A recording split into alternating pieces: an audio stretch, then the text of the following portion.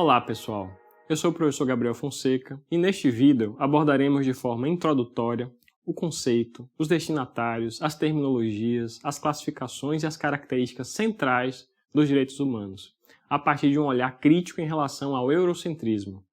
Afinal, precisamos nos perguntar, o que são direitos humanos? Podemos afirmar que são os direitos fundamentais, indispensáveis ou essenciais da pessoa humana, sem os quais não é possível ter uma vida digna. Esses direitos correspondem às necessidades centrais dos seres humanos, como a vida, a liberdade, a alimentação, a saúde, a moradia, a educação, o trabalho e o meio ambiente ecologicamente equilibrado. Aqui, precisamos ressaltar uma distinção terminológica importante. É comum chamarmos tais direitos essenciais de direitos fundamentais, quando eles estão positivados na Constituição. Por outro lado, quando tais direitos estão incorporados em tratados internacionais, é frequente chamá-los de direitos humanos. Principalmente após a Segunda Guerra Mundial, marcada pela violação massiva de direitos humanos, os Estados passaram a organizar um corpo sistematizado de normas voltadas à proteção internacional da dignidade humana. No Brasil, a Constituição de 88 é o grande marco de abertura do direito constitucional do país aos direitos humanos. Entretanto, não podemos deixar de notar a imensa distância entre a promessa emancipatória desses diplomas normativos e a realidade social do país e do mundo. A afirmação histórica dos direitos humanos carrega a contradição de ser guiada por ideais de transformação social e, ao mesmo tempo, ser marcada por graves processos de exclusão e subalternização de diversos grupos humanos, como as mulheres, as camadas populares, as pessoas negras e os povos colonizados pelos países do continente europeu. Por isso, é importante estarmos atentos às limitações de uma concepção hegemônica, norte-cêntrica ou convencional dos direitos humanos, para podermos contribuir com as agendas de transformação social tão necessárias à nossa sociedade. Os direitos humanos ocidentais, com sua forte carga individualista e antropocêntrica, podem ser repensados a partir de uma concepção contra-hegemônica ou multicultural. Por exemplo, podemos ressignificá-los à luz da ética Ubuntu, que ressalta a importância do bem-estar coletivo ou comunitário, ou a partir da filosofia da natureza dos povos indígenas, que destaca o cuidado com a natureza, terra-mama ou Pachamama, como inerente à proteção dos seres humanos. Uma concepção contra-hegemônica dos direitos humanos também pode ajudar a repensar a clássica distinção dos direitos humanos ou fundamentais em diferentes gerações ou dimensões. Inicialmente, é importante observar que as gerações de direitos anteriores, como os direitos civis e políticos, não são substituídas pelas gerações de direitos posteriores, como os direitos econômicos, sociais e culturais. De igual modo, é preciso perceber que o processo de afirmação histórica de tais dimensões de direitos não é linear e cumulativo, mas sim bastante truncado, marcado por progressos e retrocessos, avanços e recuos, como nos mostra a história de países como o Brasil.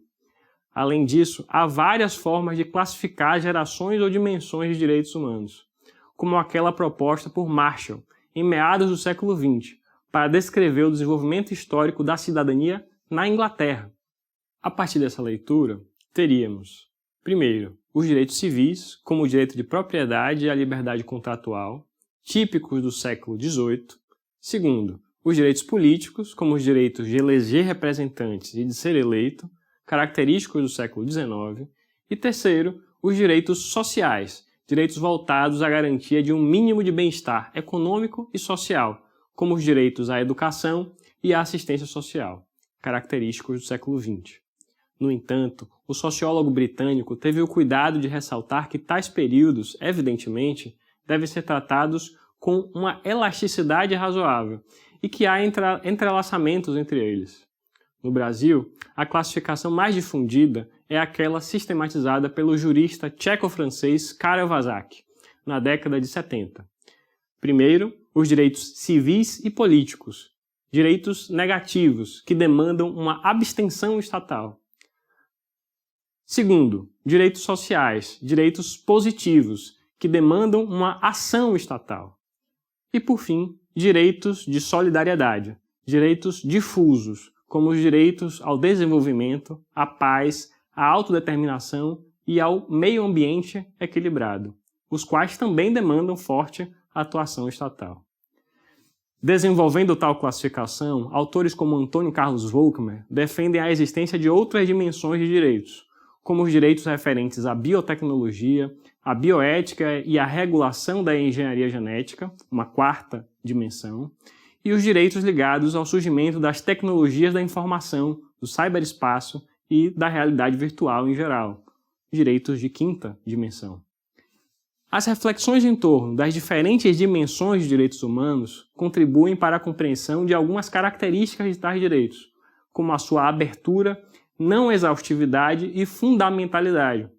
O rol de direitos humanos previstos em diplomas normativos é apenas exemplificativo, não excluindo a possibilidade do reconhecimento futuro de outros direitos, tanto no plano internacional quanto no âmbito constitucional. Outras características importantes dos direitos humanos são a sua indivisibilidade, interdependência e unidade. Destaca-se a compreensão de que não é possível proteger apenas os direitos de primeira dimensão, civis e políticos. É preciso proteger também, por exemplo, os direitos de segunda dimensão, sociais, zelando pelo chamado mínimo existencial.